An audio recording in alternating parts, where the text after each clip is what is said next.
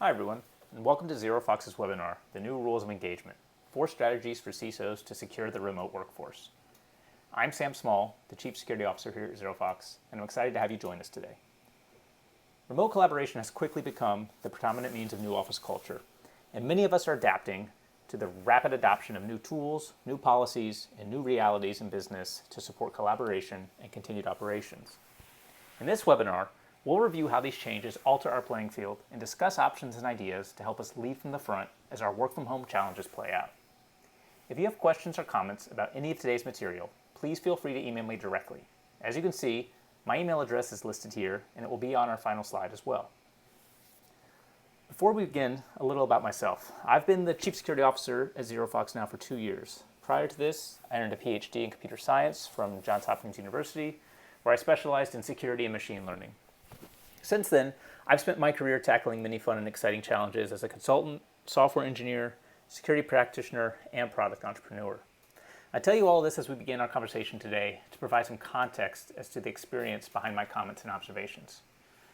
I'd also like to share credit with many of my colleagues and others whose conversations and resources I relied on to put together some of this material, and when appropriate, I provided a link to the original source material on some of my slides.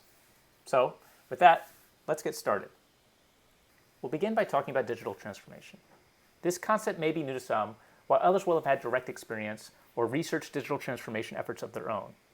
I bring it up here because I expect it will help frame the rest of our discussion. So we start here with a definition. Briefly, digital transformation is an effort to reimagine the way companies use people, processes, and digital programs to drive new business and revenue in light of changing customer expectations. Now, my own hot take is that digital transformation is really just about preparing for and having a strategy to survive disruption to a business or an industry, and or leading that disruption by adopting a technology-first strategy. And I'd like to emphasize that, like security, it is a process and not an achievement. We aren't likely to tell our peers, the CEO or board members, that we pursued a digital transformation project this quarter and, hey, guess what? Now we're digitally transformed, any more than we would say that we pursued some security initiatives this quarter successfully and have attained security. Digital transformation is a continuous process, and there's a continuous evaluation that accompanies it. Does that sound familiar? As a security practitioner, I think it does. When I began to put material together for this webinar, I recalled an article I'd read in 2018 from the Wall Street Journal. The headline read that digital transformation is the biggest risk factor in 2019. In the article, the author explains that existing operations and legacy technology infrastructure pose a risk to companies that can't transform quickly enough to compete against companies that are born digital. Any company pursuing digital transformation knows that despite its benefits, there are many costs, whether direct or indirect, and visible or invisible. And so for those companies that are more focused on maximizing this quarter's performance over long-term investments, digital transformation is often lumped into the nice-to-have category. More specifically, it's often quite clear that it will become a need-to-have sometime in the future, but that the future never seems to gather quite as much attention or as importance as the things we're doing today. And I think many of you security practitioners that are joining us on this webinar can relate to that as well, as we often face our own challenges in brute forcing our way through tactical needs in the Security Operations Center that eat away at our ability to lay down and pursue long-term strategies. You may often think to yourself that it may be nice to improve this process or automate certain types of investigations, but right now I'm underwater dealing with high alert volumes or unexpected issues that pop up and are presently more important. So in the context of current events, I was curious if digital transformation had reemerged as an important topic in the past few months due to COVID-19. And sure enough, I was able to quickly pull a few recent headlines supporting my suspicions. So whether it's Forbes talking about COVID-19 as a forcing function for digital transformation, or ZDNet reporting on the benefits of having prepared through previous pursuits, or Seeking Alpha gushing about the performance of digital native companies, there's a lot going on here. And with that as a backdrop, when we look at our own organizations, it seems that for many of us, the reality is no longer digital transformation some other time or digital transformation tomorrow, but digital transformation now. It's a requirement now. It's a requirement to the continued business operation and financial health of your business, your organization, and possibly your ability to keep the lights on. These recent circumstances have in many ways obliterated roadmaps, they've compressed timelines. This has been a huge catalyst that's introduced urgency around many of the new priorities that many of you are probably familiar with and have seemingly come to us overnight. So clearly there's some collateral damage here. And the fact of the matter is that digital transformation, quite obviously and necessarily, also transforms our risks. A lot of us have been forced to adopt new processes and new technologies, and we haven't had the time that we would normally require or want to evaluate, monitor, or address these risks that are associated with these changes. And while many of us pride ourselves on being risk planning professionals or having a really great imagination around what an adversary might be thinking or what strategies they may pursue, I think there's very few, if any of us, that really imagine such an extreme timeline for transformation at not only our own organization, but simultaneously across the world.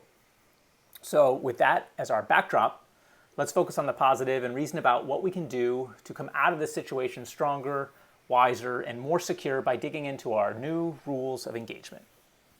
Rule number 1, evaluate your remote first strategy. What do I mean by remote first? Let's take a look at the spectrum of office cultures I've put together. On the far left, we have office-only environments, whatever the reason, whether it be tradition or operational and privacy requirements, or whether it's just the best natural fit. As we continue to the right, we consider those organizations where remote work is sometimes supported, but usually as an exception, whether that be short-term or to accommodate certain circumstances. This might mean that while remote work is supported as an exception, its implementation is limited to certain business units or roles and with limited access to company resources. In recent years, there's been a lot of buzz around remote-friendly companies, branded almost as a culture differentiator and perk. We'll talk more about this category and its neighbor, remote first, here in a moment, but to complete our walk along the spectrum, I'll just point out briefly that remote only quite obviously describes organizations that have no office or dedicated place to congregate. Since we're going to focus on this remote first concept as part of our first rule, let's quickly compare it and its neighbor to the left, remote friendly, because I know for many of you this isn't a distinction you've had to think about much, and well, frankly, I am going somewhere with all of this. In this table, we can compare and contrast some of the attributes of these office cultures, and you may recognize your company in some of these attributes regardless of your classification, and you may not agree with some of the designations here, and that's okay. This is not meant to be a prescriptive list or a compliance check. In fact, you may very well be an office only or remote exception company before COVID-19 and expect to be again later this year. That's not the point. What I want you to focus on is the fact that in a remote first culture, processes and technology are designed first and foremost to support the experience and the reality of remote employees natively as a matter of expectation. It's a feature of the design and it's not an afterthought. So as you read from this list, I want you to consider that many of these attributes are not simply about technology and which software or services you and your organizations choose. That's not the case. It's fairly easy to see that many of these characteristics touch upon each part of the familiar triumvirate that is people, process, and technology. And if it's not obvious enough already, this is why our first rule asks that we evaluate our remote first strategy rather than to implement one. Remote first takes the remote worker exception to its logical extreme. And that's a situation many of us can recognize ourselves in today. If we adopt that mindset and frame our challenges that way, we can try to tackle many of our new or transformed problems in a sane, principled manner. So my advice, or at least my perspective, is that no matter where you are on the spectrum to the left of remote first, you need to understand how you would get to remote first, and you need to understand how much it would cost you to get there. And I mean that not only in terms of time, but I mean that in terms of resources and efforts and all the different or hidden variables there. I saw a quote in a Deloitte report recently that I thought resonated nicely with this concept, so I'll share that here. They say that organizations need to expand or reallocate their budgets to fund necessary digital transformation initiatives and regulatory compliance actions that focus on business resiliency and employee enablement.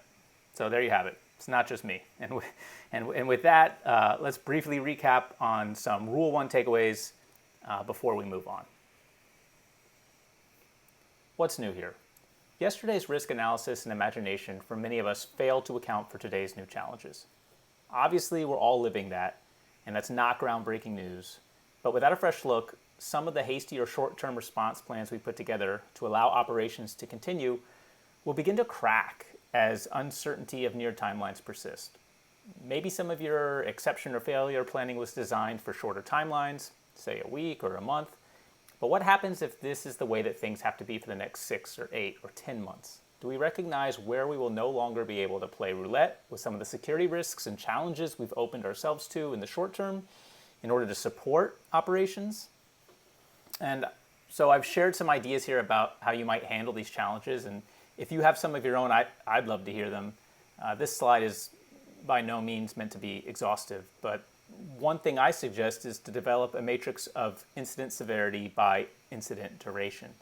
And for these kind of exercises, I like to think in t-shirt sizes. So maybe small, medium, and large as far as size of impact against durations similarly categorized by short, mid, and long-term durations. And then you can begin to identify which of your plans do or don't stack up against the possible outcomes and help draw your attention to where you might expend additional effort.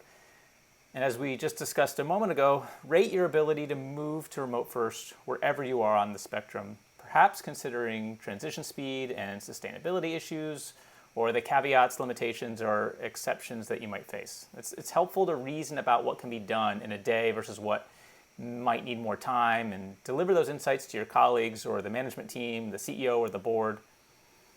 And maybe there are just some things that you'll never be able to support with a remote first mentality if you need to remain compliant with certain regulations or have other limiting factors.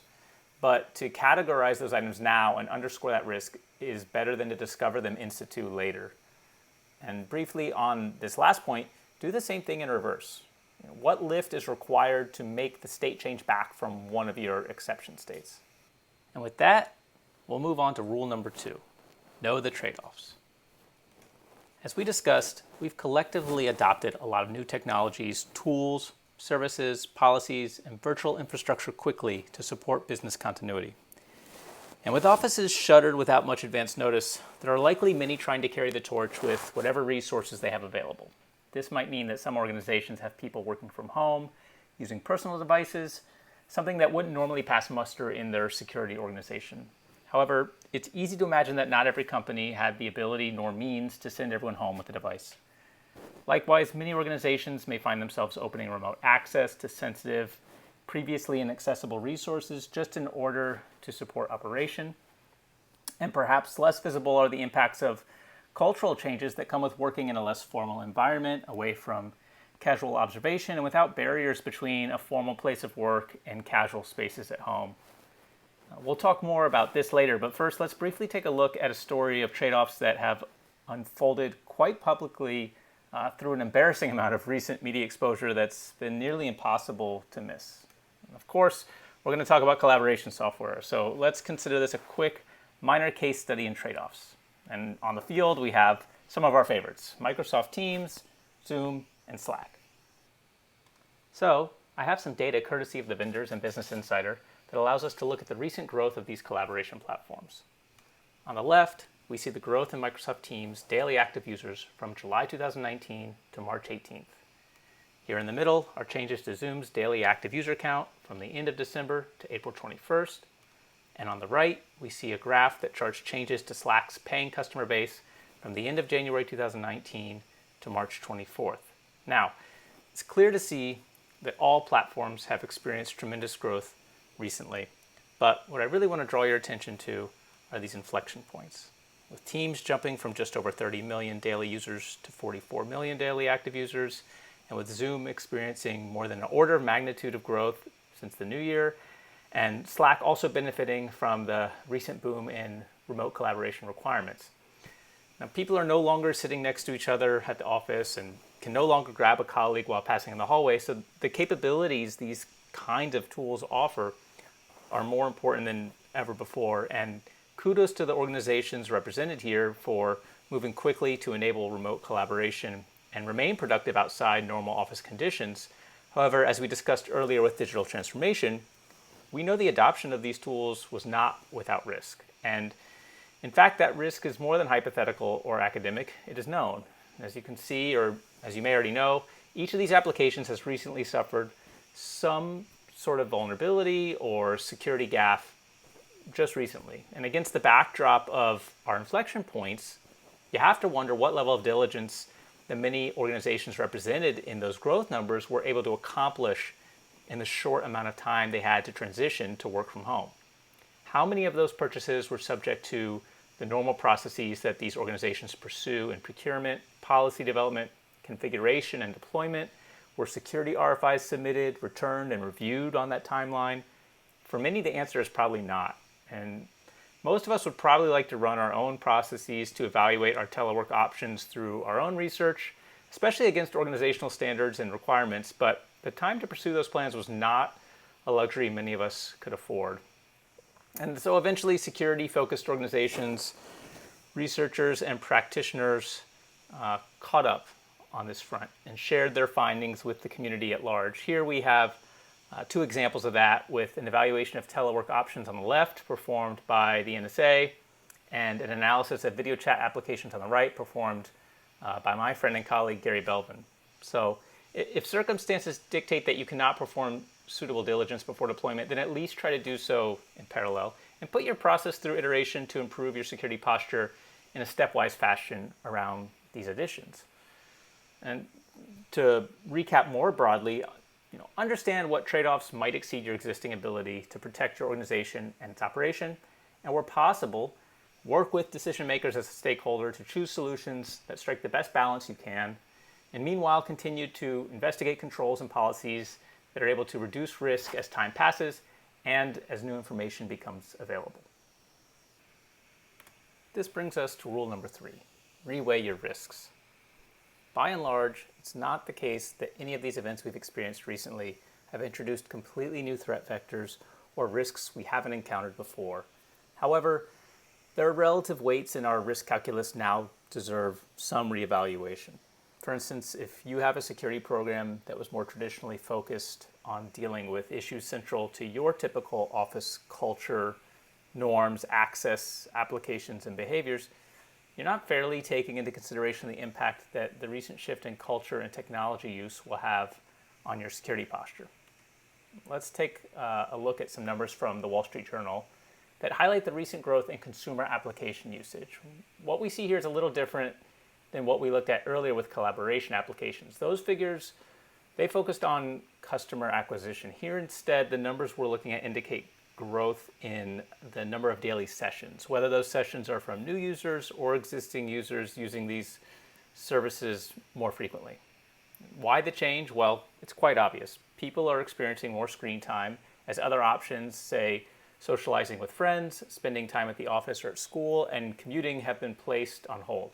And clearly people need something to do in place of these normal interactions, and these types of applications provide viable options given the circumstance. Now, why is this relevant to our discussion, and in particular our third rule? You may recall that we briefly touched on the topic of mixed-use devices in an earlier slide. And with people, which include employees, using consumer apps more than before, there's a corresponding increase to the exposure and potential harm of digital risks.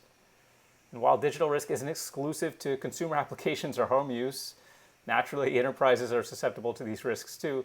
The combination of circumstances we've discussed marks a more potent potential for danger. So as your employees engage with many of these platforms and their content, they might find themselves susceptible to some of the hallmarks of this category, whether it be impersonation of organizations and individuals, spoofed or lookalike domains and other services, or malicious links and files shared on community-based sites. And likewise, you may find that your circumstances and new reliance on cloud-based services increases your susceptibility to exposed assets, or missteps in following compliance and regulatory rules, or increased risk due to third-party data breaches and account takeover attempts. Independent of my own assessment here, let's look at some data from research published by Palo Alto Networks.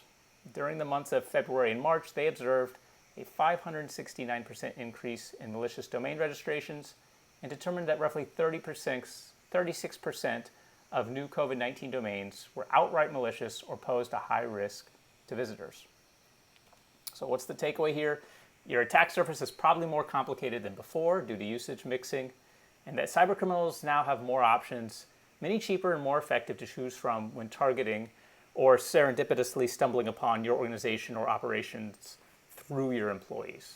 My recommendations: expand your concept of inventory to include these SaaS platforms, these third-party platforms, and the applications that your employees are using, whether it's on their home devices where they're also conducting work, or on their business devices where, for convenience, while they're working at home, they also happen to use some of these other tools and platforms. Likewise, revisit your concept of endpoint monitoring, controls, and visibility, and leverage threat intelligence where you can to and information sharing communities to quickly identify changes in technology and industry risks that are relevant to your organization. And here we are. We arrived at our final new rule of engagement. Rule number 4: create the rules and remix the rules. When I talk about creating the rules, let me start here by way of example. Now, not only do I work with a lot of people in my organization at ZeroFOX, but I often work with many people in other organizations, whether they be peers at other institutions, members of InfoSec community groups, prospects, customers, or other business colleagues. I'm sure you do too. And it seems like every organization has their own favorite tools for communication and collaboration. Some like to use Microsoft Word documents and share them over email. Others prefer Google Docs or Dropbox. We know some organizations prefer Zoom or Teams or Skype or Google Meet. So the idea here is that if you don't create the rules of engagement, not only for your organization, but for collaboration with others, and declare what is and isn't acceptable and under what circumstances, and if you don't share that information with your employees and empower them with options or understanding, then you can't expect to be successful in promoting good decision making and goodwill as part of your security culture. Another way to say this is that if a declaration isn't made, then whatever people are currently doing becomes the de facto rules. The other thing I would recommend people consider here is that the rules you create can have nuance. So in moving an on-site customer operations team to remote first or remote only for the time being, we might choose to accept some of the risks that come with using new collaboration or communication tools outside the guidelines of our typical security program. But perhaps we don't want to allow the same exception for our executive team meetings, finance meetings, or board meetings. So it might be helpful to think about how you can divide and conquer by providing the same functionality and needs that your employees need, but to do so in a way where the risks are mitigated based on the sensitivity of the activity. Now, far be it for me to tell you what your rules should be. Every organization has different needs and different risks. So rather than try to account for all of those variables, I'll share a list of topic areas for your consideration. And my final point of advice on this rule is don't have blind devotion to your rules. You made rules in response to new conditions or new needs. Great. When those rules no longer work for you or your organization, don't be afraid to remix the rules, to take the rules that are working, but to evaluate them against the ground that's moving under our feet, and to change those rules and again evaluate whether adjusting those rules might strike a better balance between permissibility and protection in your organization for where you are today. Overall, we're really facing a unique challenge here, and it's unfortunate in some ways because it seems like the challenges only ever increase for security practitioners. But this is also an opportunity for us to build stronger, more resilient organizations and reach a bit beyond what we thought we were capable of accomplishing this year. So to quickly recap our 4 rules, rule number 1 was to evaluate your remote first strategy. Rule number 2 was to know the trade-offs. And rule number 3, we recommended that you reweigh the risks. And finally, rule 4, create the rules and remix the rules. As we approach the end of our webinar, I'd like to thank you for your interest and attention. If you have any comments or questions, I'd love to hear from you. Please feel free to contact me at the email address below or connect with me on LinkedIn. I don't serve in a sales or marketing role at ZeroFOX, so if you'd like to have a conversation about any of the topics we discussed, I'd be happy to do so at a peer level without any pressure or expectation of a transaction, and I look forward to connecting with you. Now, if you wish to stay with us for one more slide, I'd like to briefly introduce a new capability we recently launched at ZeroFOX to address digital risks in the category of collaboration software. Our newly updated remote workforce protection package includes Zoom and Slack coverage, enabling organizations to ensure and enforce that meetings use secure passwords, and this package also includes a feature to identify and remove malicious and fraudulent Zoom links that may target your employees, help identify leaked credentials, and to prevent Zoom bombing. With our Slack features, we're able to help organizations quickly identify and automatically remove inappropriate or confidential information that has been shared on your channels. And we're offering a free trial of our advanced Zoom and Slack protection. So if you'd like to know more, please contact us by visiting ZeroFOX.com or emailing info@ZeroFOX.com. And with that, I'll thank you one last time. I look forward to having you join us for another webinar in the near future. Goodbye.